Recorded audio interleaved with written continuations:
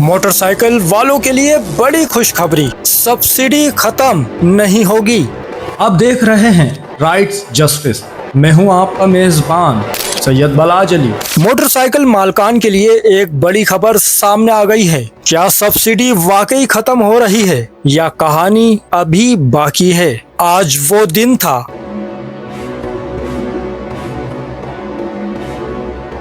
जब ये रिलीफ खत्म होना था, लेकिन अचानक एक अहम ऐलान सामने आ गया। वज़ीर आला सिंध मुराद अली शाह ने वाजे कर दिया, मोटरसाइकिल मालकान को दी जाने वाली सब्सिडी जारी रहेगी। जी हाँ, अब भी आप 2000 रुपए तक का फायदा उठा सकते हैं। महंगे पेट्रोल के इस दौर में ये रिलीफ बड़ी खबर बन गया है।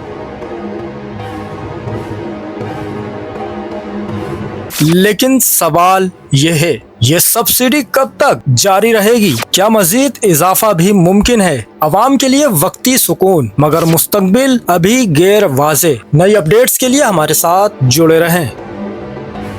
अब तक के लिए इतना ही। मजीद खबरों और अपडेट्स के लिए देखते रहिए राइट्स जस्टिस। सैयद बलाज अली को इजाजत दीजिए। अल्लाह हाफिज। चैनल को सब्सक्राइब करें, फॉलो करें, वीडियो को लाइक और शेयर करें। शुक्रिया।